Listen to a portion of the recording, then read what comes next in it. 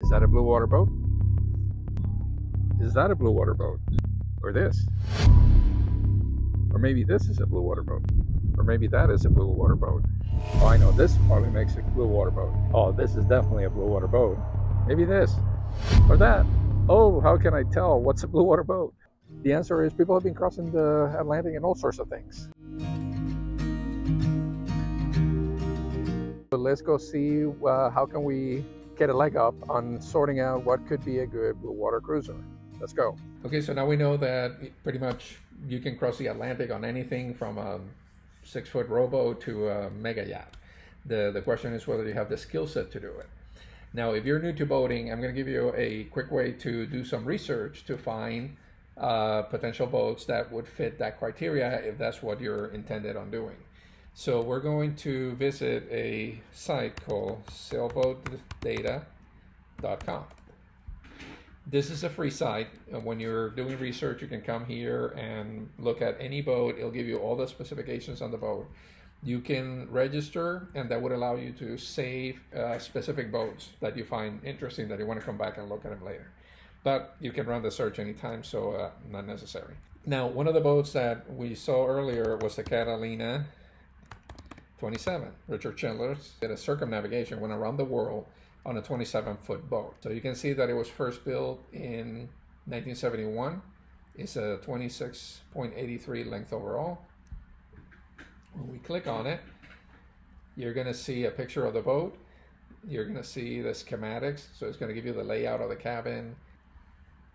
When you scroll down, for those of you in Europe, you can look at this, you can do imperial or metric individually. I usually put both, so it's just easier. And it gives you the information, what kind of rigging, the length overall, the length of the waterline, the sail area that it has, the beam. This is a very narrow boat. It's 8.8 foot beam. It was built first in 1971 and they stopped building in 1981. So for 20 years, they built 6,600 boats of the Catalina 27. Headroom 6'8".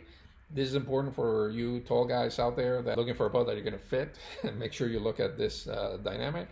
Sailboat calculations is the important part that we're focusing on. There's a button here where you click for definitions, and it gives you the explanation for each one of those ratios. Let's start at the very first one because it's an important one. Sail area displacement ratio below 16 would be considered underpower, meaning your sail area is not big enough for the size of the boat, which means it's going to make it a slow boat. Now, between 16 and 20 would indicate a reasonably good performance. So as a starting point, make a note, we want something that SA displacement is between 16 and 20. The capsize ratio formula is to determine if a boat has blue water capability. And what they tell you is if the result of the calculation is 2.0 or less, or the lower the better, it is a blue water boat. So it's going to give you information that is going to help you start making decisions about the boat that you want to use. So with those two, that would be the first two that I would use. You can read these at your leisure and you can refine them further if you like. But when we look at those measurements for the Catalina 27, the capsize screening formula gave us a 1.86. So it's a very good boat that is not going to capsize easily.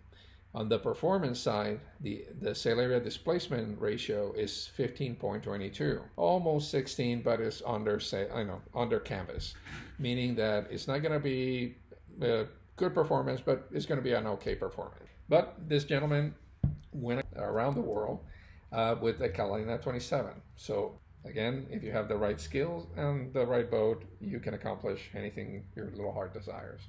So let's do a search, just to do a quick example. I'm going to go back, I'm going to reset, and I'm going to click where it says refine search. And I'm going to use the criteria to do my search. Let's say I want to see all the boats that are 35 feet or less, okay, that have a beam over 11 feet. The reason I pick 11 is because that is probably the smallest size that a couple would be comfortable in. If you get below 11, it's going to be tight quarters. I don't know if you want to be that tight for a long voyage. Our sail area displacement, we're going to go with 16 to 20. per the recommendation. And our capsize ratio, we're going to go under 2. And we're going to do a search. So that brought in from 6,600 boats to 70. So in here you can see there's boats that go back to the 1970s, all the way to newer boats in the 2015 era and so on. So let's say that you want to only look at boats that were built after 2000 because you really don't want to work on a whole lot of maintenance. We can refine the search again. And we can look for any build after 2000. Okay. So we're going to click search, and that narrowed down our list to 15 boats. And this is your criteria right here at the top of the screen. This gives you kind of a first pass, and it helps you narrow down the list of the boats that are available that will fit the criteria. If you want bigger, just refine the search to pick a bigger boat. It's going to give you a starting place. So let's say that we like the Hans 348, and here's a picture of the boat. Nice classic. It's for a 34-foot boat to have twin rudders. I mean, they went all out. They put the open transom. They give you here the layout of the boat. They didn't include the cabin layout, looks like, so you'll have to search that. But it gives you the information we talked about. Now, here we have something to keep an eye out for. This one has a cast iron ballast. Typically, a lead ballast is going to be better. It's going to be a little bit more expensive, but it's going to be better than cast iron. But since we have this open as the example, let's go to the sailboat specifications. The sails area displacement is 1751, and our capsize ratio is under 2. So it's going to be a nice performing boat. If you want to get an idea of what those boats go for, we go to Yacht World and we do a search for Hans 348. They started building this particular model boat in 2018, so there's probably not a whole lot out there. That's there's one here, 2020, 348 for 204,000. So that gives you an idea what that type of boat is going to go for. And if you're looking at your budget to purchase a boat, that's when you start balancing the newness of the boat versus maybe getting something that's a little older that needs a little work, but it's going to be cheaper. So that's really up to you. So one of the things, a lot of these boats that you see here have cast iron keels.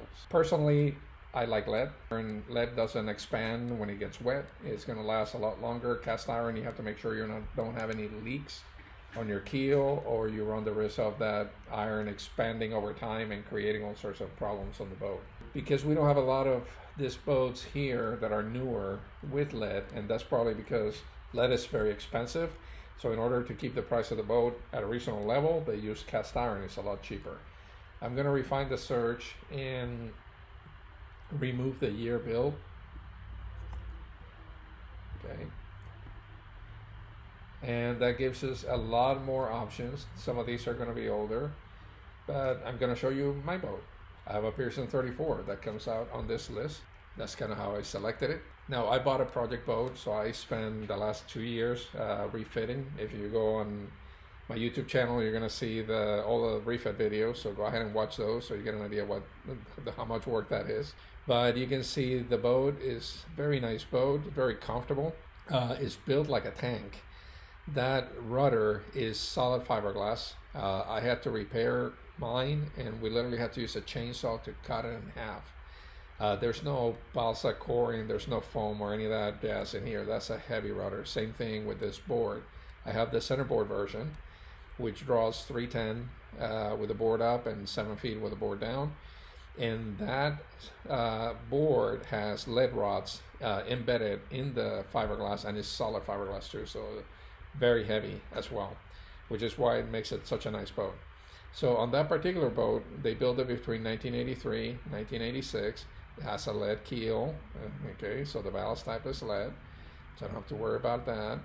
Performance 1760, so it's between the 16 and the 20, and actually it sails beautifully. And the capsize screening formula is right at 2. That 34 got right under the line for Blue Ocean boat. and I love mine. So like, what can I say?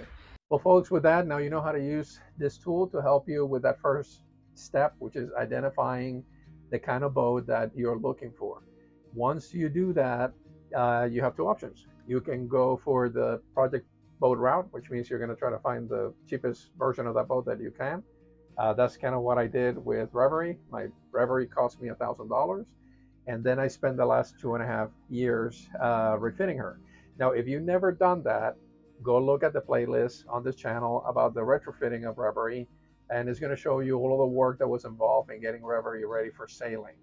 Now, if you don't have the inclination or the ability or the desire to do all that work, uh, increase your budget so you can find a boat that's in almost ready condition to go sailing. And it's dollars and features. Either you have a project and you have to put money to get the project done, or you get a boat that's ready and there's less money to put in and you can go faster. So things to think about. Another consideration when you're looking to buy a boat is make sure that you can get insurance on that particular boat, and also make sure that you have a place to dock the boat. Marinas are premium, and marina slips fees are going higher. So make sure that if for your local area, you look for a marina where you can keep the boat and account for that in your budget. With that, folks, please subscribe to our channel. We appreciate your support. Any questions you have, please put them in the comment section below. I reply to every single comment I receive. And thank you so much for watching, and we'll see you in the next episode.